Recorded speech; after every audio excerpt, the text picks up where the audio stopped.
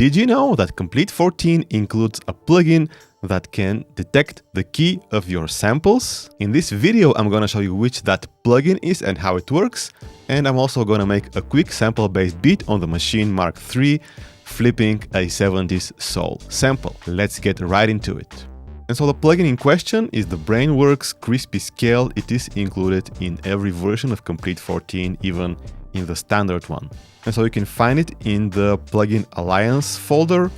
It is the companion plugin to the Brainworks Crispy Tuner. So the Brainworks Crispy Scale is used to detect the scale of your song in order to set the auto-tuning by the Crispy Tuner. However, we can use it to just detect the key of our samples so that we know which notes will work together when we want to add a bass line or a melody or anything with our own instruments. And the really cool thing here is that it works for whole songs, which are very complex to analyze, not just with single notes.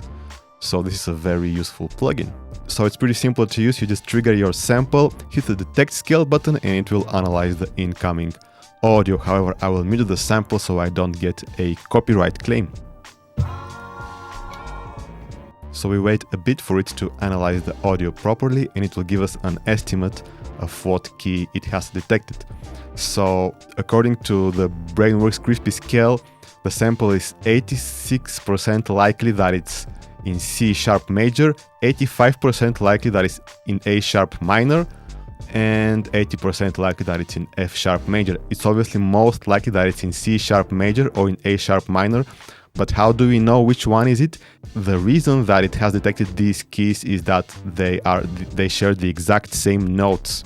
So A sharp minor is the relative minor to the C sharp major.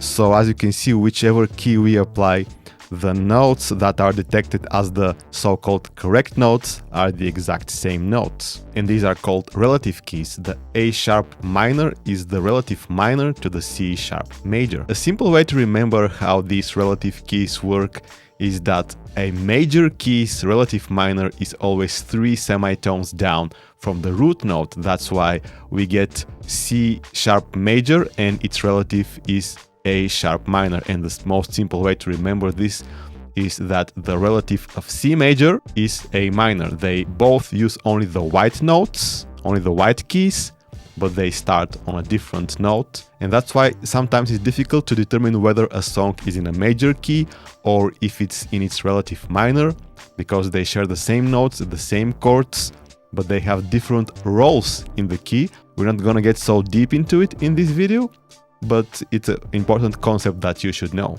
So if you want to just add a bass line or a melody, it doesn't really matter that much. All we need is just the correct set of notes that we need to play. We can set them in the keyboard mode of Maschine, or we can just play them on our keyboard, but it's really helpful if you struggle to find the key samples. And so this was a bit of a simplified explanation, but I hope it was useful. Let me know down in the comments. And if it was useful, I would appreciate it if you give the video a thumbs up. And so time to get into the beatmaking part of the video now. I just used the sample that I analyzed with the Brainworks Crispy Scale to make this beat. Here we go. Okay, so let's get some drums going before we get to the sample.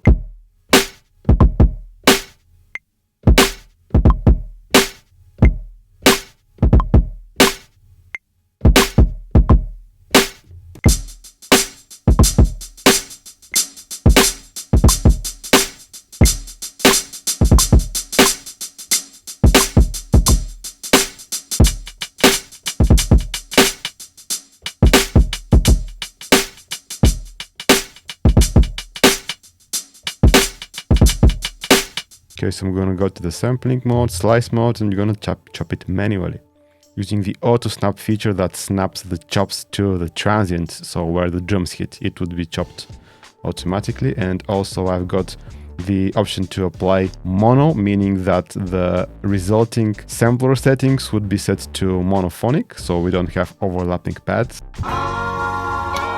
Well, I am sorry for this, but I've muted the sample in order to avoid the copyright claim. However, to make up for it, I've linked the whole song down in the description of the video, so you can try flipping it yourself. Okay, so these are the chops. I'm gonna apply them, and let's play them. So before I play the chops, I'm gonna set the envelope of the sampler to ADSR.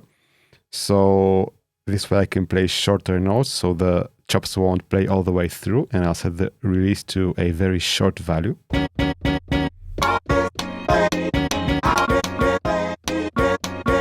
And so this way I want to make some more rhythmic and more abrupt chops.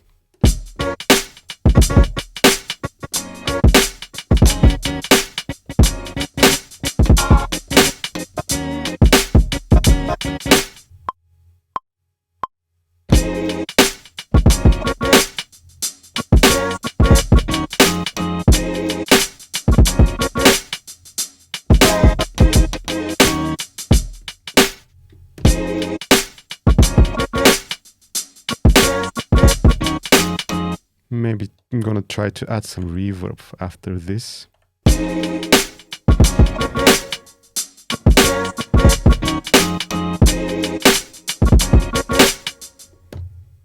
Okay, let me try to add some more instruments.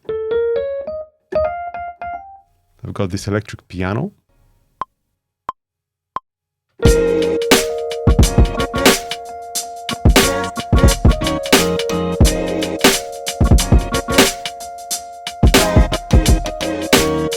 So I'm gonna add some sidechain compression to the piano that I just recorded.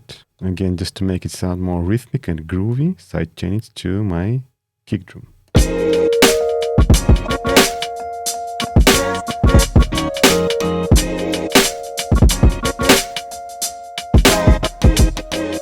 Okay, for the bass, let me go to the Rickenbacker.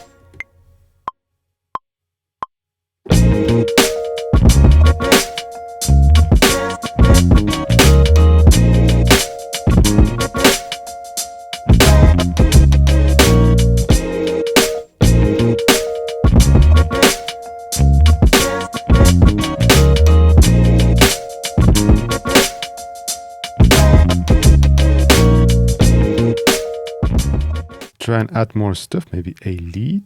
Okay, let's go with the mini V.